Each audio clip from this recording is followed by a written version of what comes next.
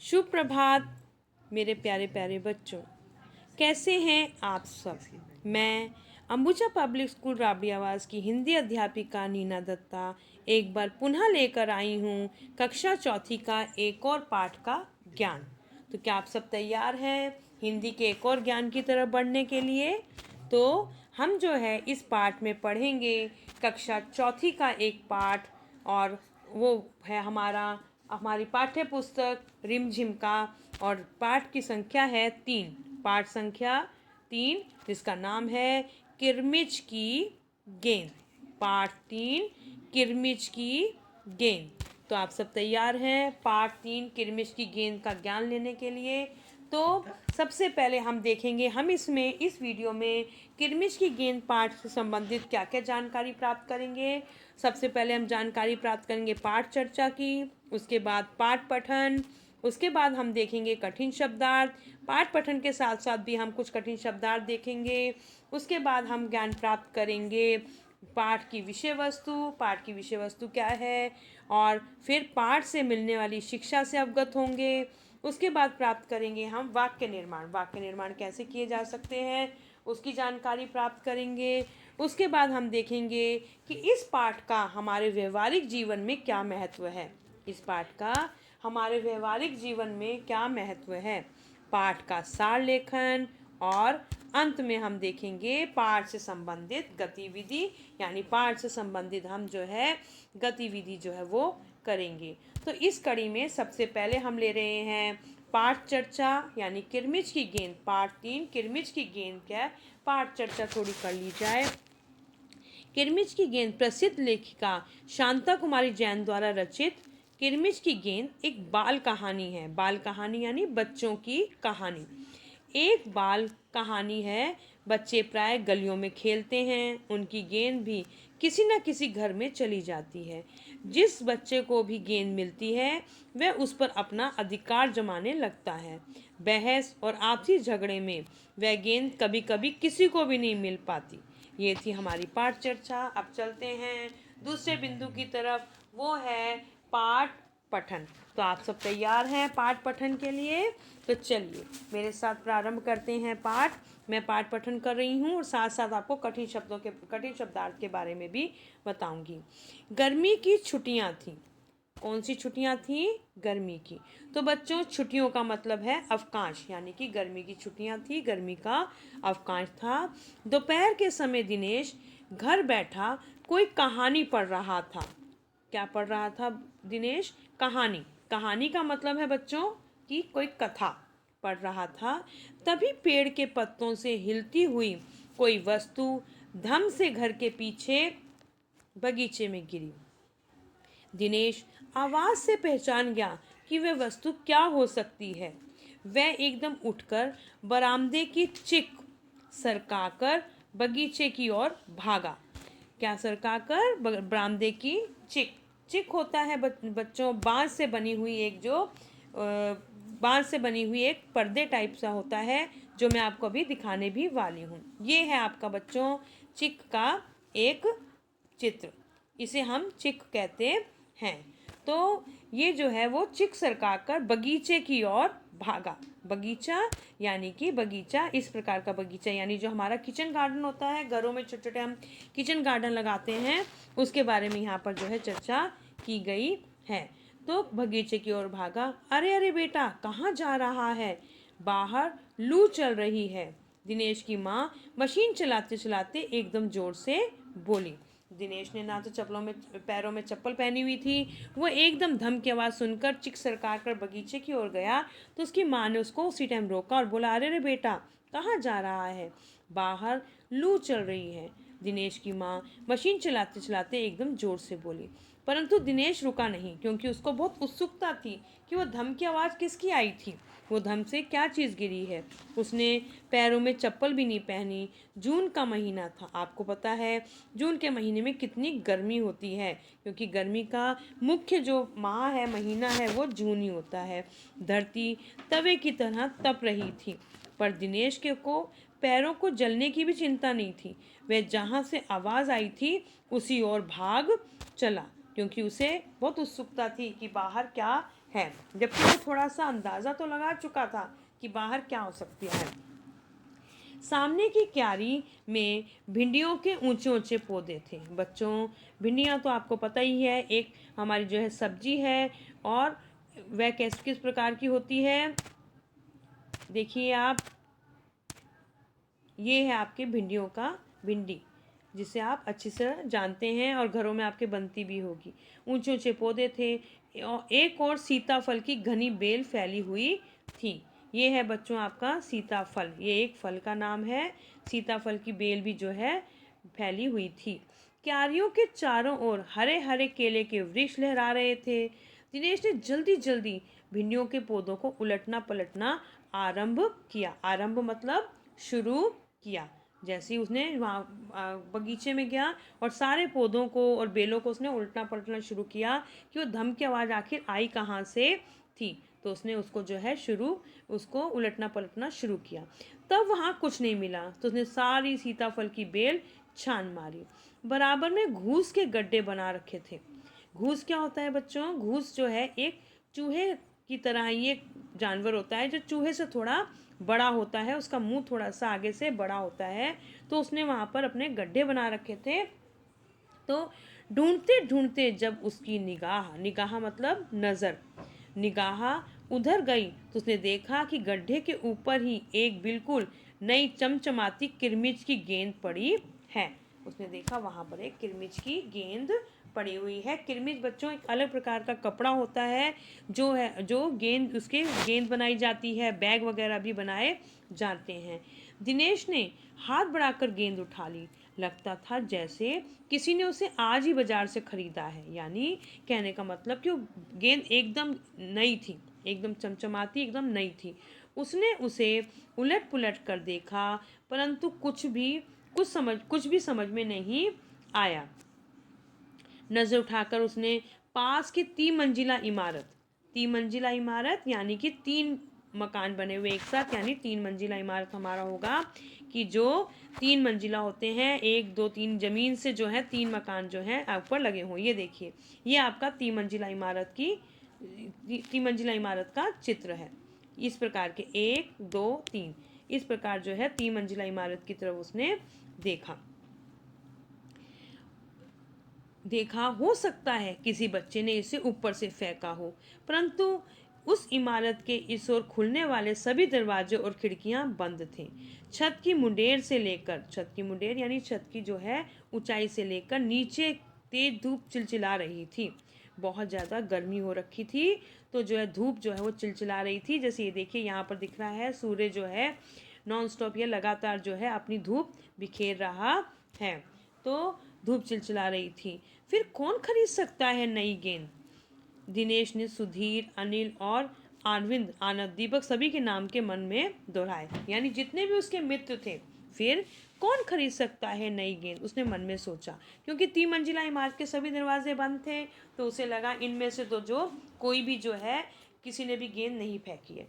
फिर उसने मन में दिनेश ने सुधीर, अनिल, अरविंद, आनंद, दीपक, जितने उसके मित्र का समूह था, उन सबके नाम दोहराए, सभी के नाम मन में दोहराए। यदि गेंद खरीदी भी है तो इस दोपहरी में इसे नीचे कौन फेंकेगा? अगर मेरे किसी दोस्त ने ये जो है गेंद खरीदी भी है तो भला वो नीचे क्यों फेंकेगा?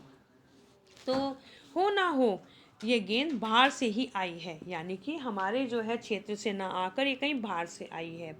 उसने सड़क पर बने गोल चक्कर के बगीचे की ओर देखा, परंतु वहाँ पर केवल 2-4 गायें ही दिखाई पड़ी जो पेड़ों के नीचे सुस्ता रही थीं। उसे ध्यान आया कि जाने कितनी बार अपने मोहल्ले के बच्चे गेंद क्रिकेट खेलते हुए दूर चली गई और फिर कभी नहीं मिली। एक बार तो एक गेंद एक चलते हुए ट्रक में भी जा पड़ी थी। तभी भीतर से माँ की आवाज़ आई, अरे दिनेश, तू सुनेगा नहीं? सब अपने अपने घरों में सो रहे हैं और तू धूप में घूम रहा है। दिनेश गेंद को हाथ में लिए भीतर आ गया। भीतर यानी कि अंदर आ गया। ठंडे फर्श पर बिछी चटाई पर लेट गया।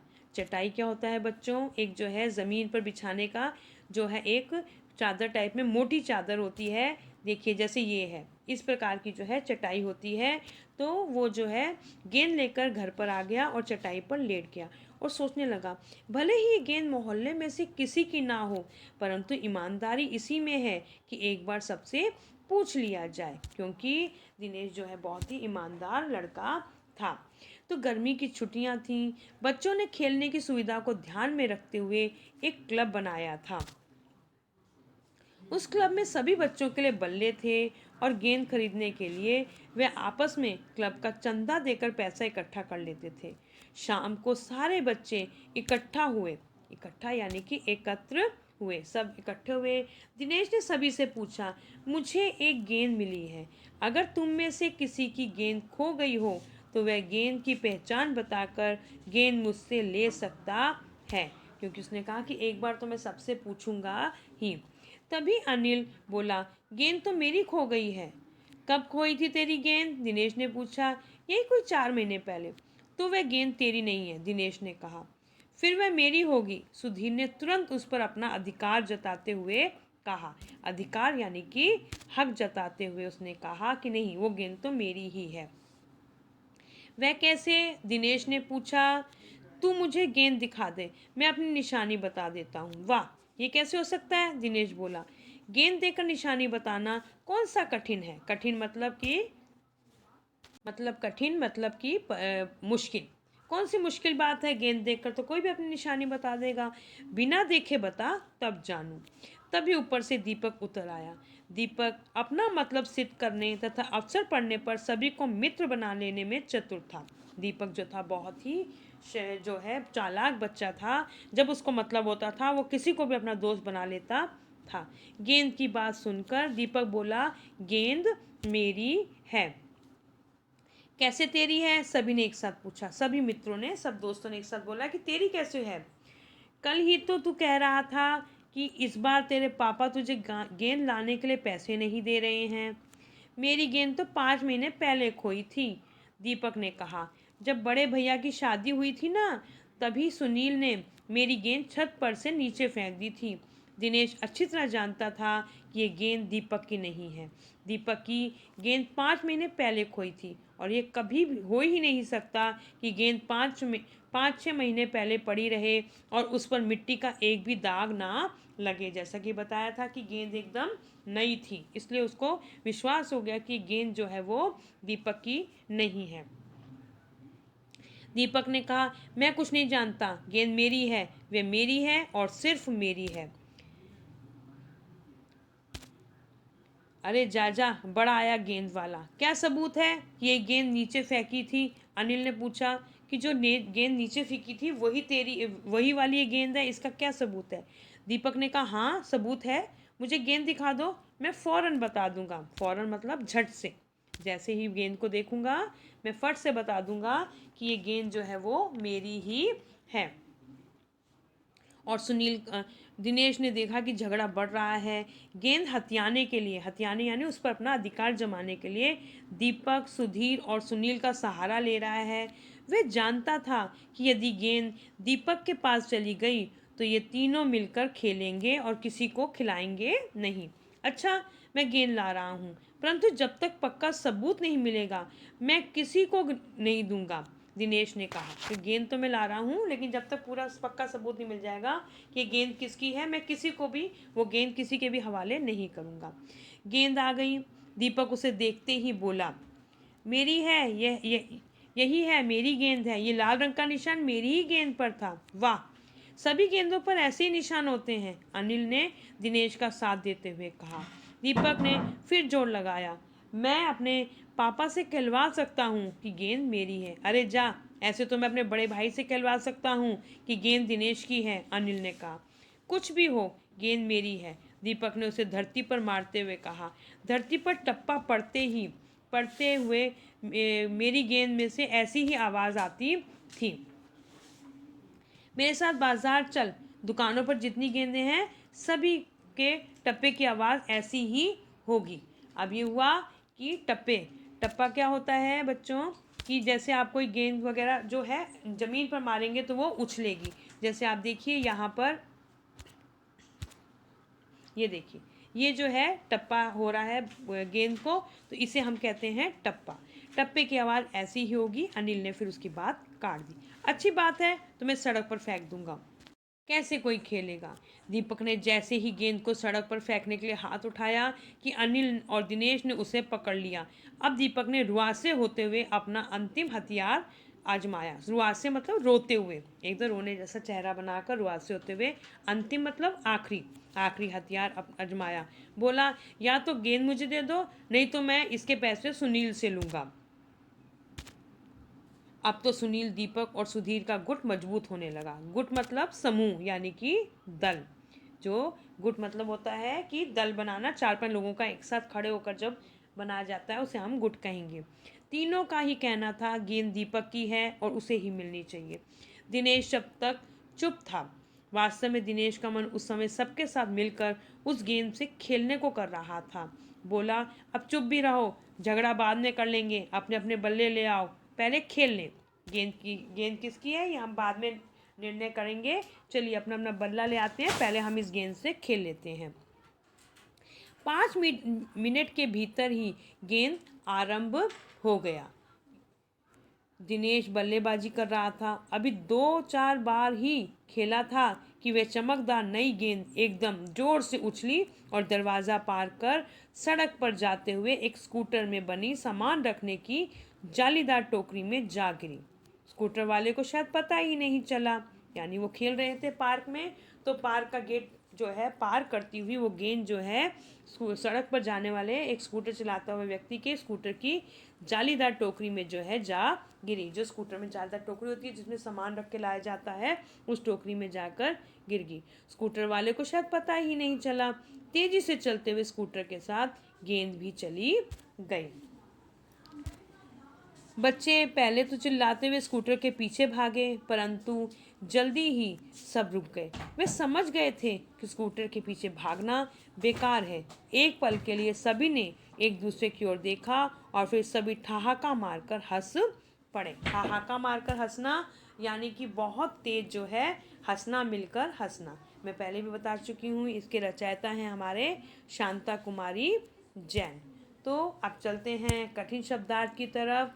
कठिन शब्दार्थ में मैंने काफ़ी कठिन शब्दार्थ मैंने पाठ पढ़ाते हुए समझाते हुए बता दिए। कुछ मैं फिर से बता रही हूँ।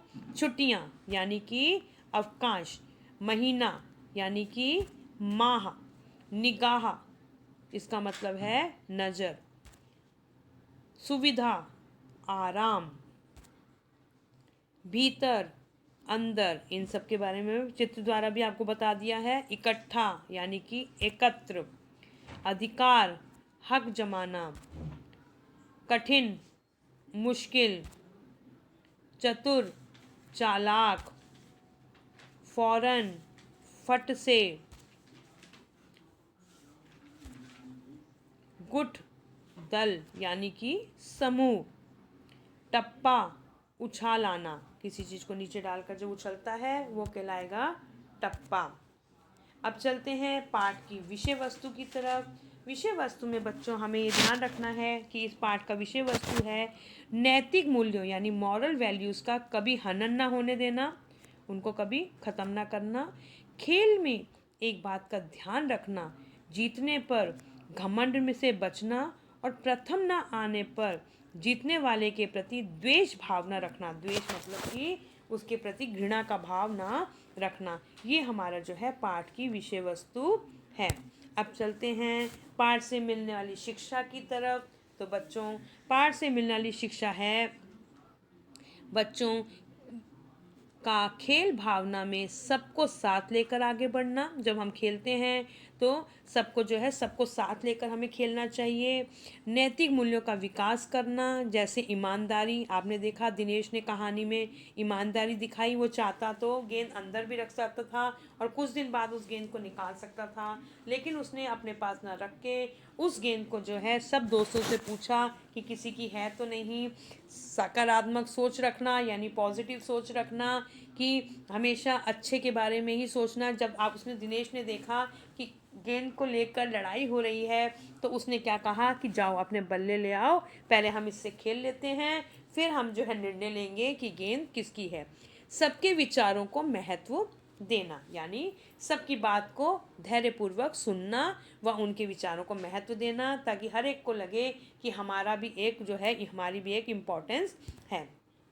अब चलते हैं पाठ से संबंधित कुछ वाक्य निर्माण की तरफ। तो वाक्य निर्माण में मैंने 5 शब्द लिए हैं, आप उन और शब्दों को लेकर भी वाक्य निर्माण कर सकते हैं। ये सिर्फ उदाहरण स्वरूप बताए हैं कि कैसे हम वाक्य निर्माण करेंगे। पहला शब्द मैंने लिया है पेड़। पेड़ हमें फल व छाया देते हैं। ऊंचे ऊंचे, शहर में ऊंचे ऊंचे मकान दिखाई देते हैं। चिक, गर्मी से बचने के लिए माँ ने चिक लगवाई। गेंद, देखो मैंने एक गेंद खरीदी।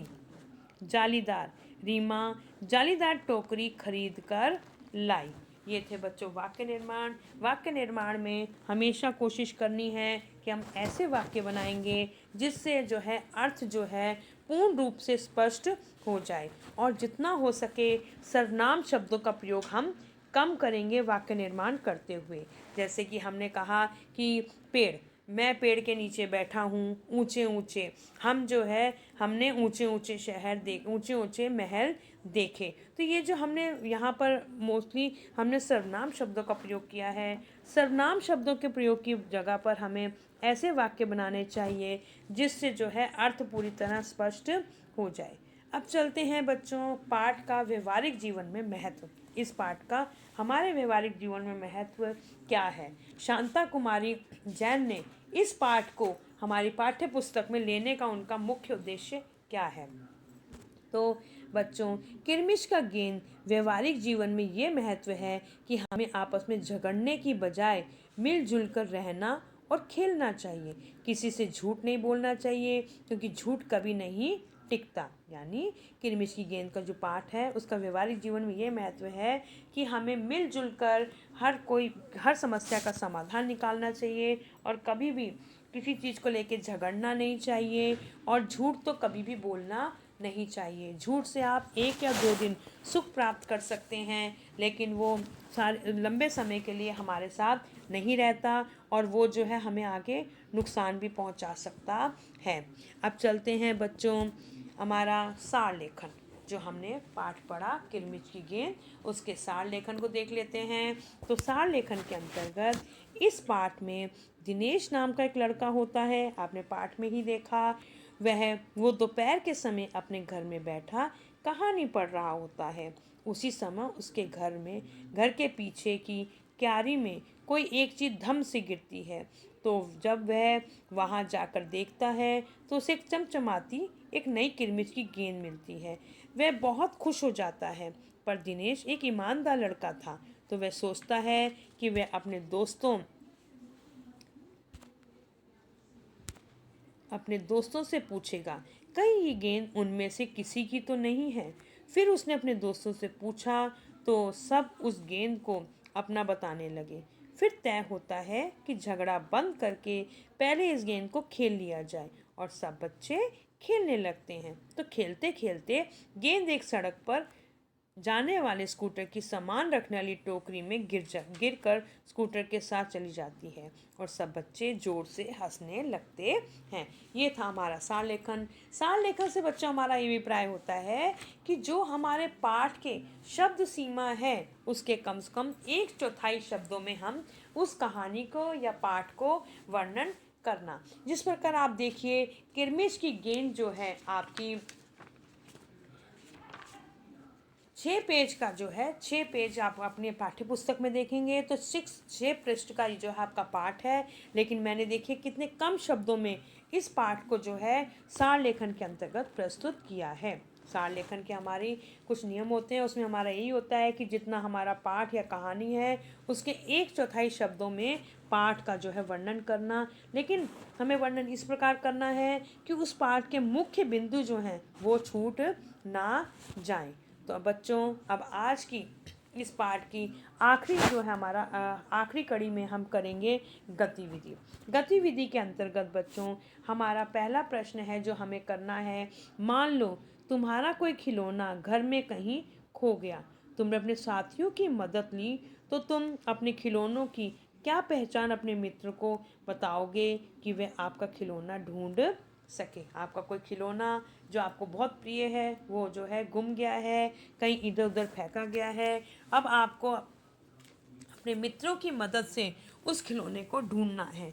तो आप अपने मित्रों को उस खिलौनों को ढूंढने के लिए आप अपनी क्या निशानी बताएंगे, ताकि आपके जो मित्र हैं वो आपका खिलौना ढूंढ सकें। ध्यान रहे, आपको निर्देश बहुत ही साफ सुथरे देने हैं, बहुत ही इस तरह देने हैं कि बच्चे जो हैं अपने दिमाग में उस खिलौने का जो है एक रूपरेखा या रेखा चित्र अंकित कर लें कि वो इस प्रकार का है और कहाँ मिल सकता है। दूसरी गतिविधि है, अगर आप अपने विद्यालय में एक क्लब बनाना चाहते हैं तो उसको चलाने के लिए आप कौन कौन से नियम बनाओगे। यानी आप अपने विद्यालय में, चाहे वो खेल से संबंधित क्लब हो सकता है, संगीत से संबंधित क्लब हो सकता है, चित्रकला से संबंधित क्लब हो सकता है, या योगा से संबंधित क्लब हो सकता है, या पढ़ाई से संबंधित कोई क्लब हो सकता है। आप कोई क्लब बनाना चाहते हैं तो आप उसके लिए क्या क्या नियम बनाएंगे, ये ध्यान रखिए। जब भी हम इस प्रकार की सामूहिक कोई गतिविधि करते हैं, क्लब बनाना है या कोई भी ऐसी गतिविधि करते हैं, तो हमें सबके विचारों को जो है, सबके विचारों से सहमत होना आवश्यक है और सबके विचारों को महत्व देना भी आवश्यक है। जो इस पाठ में एक बहुत ही मुख्य बिंदु है कि हमें सबकी बातें ध्यान से सुननी हैं और सबके विचारों को जो है महत्व देना है। तो बच्चों, ये था हमारा पाठ 3, किरमिच की गेंद, जिसे लिखा था शांता कुमारी जैन जी ने। मुझे उम्मीद है इस वीडियो द्वारा इस पाठ के बारे में आपको विस्तृत जानकारी मिली होगी। तो इसके साथ ही करते हैं यहाँ पाठ का समापन। फिर मिलेंगे अगले पाठ के साथ। धन्यवाद। घर पर रहें, अपना ध्यान रखें।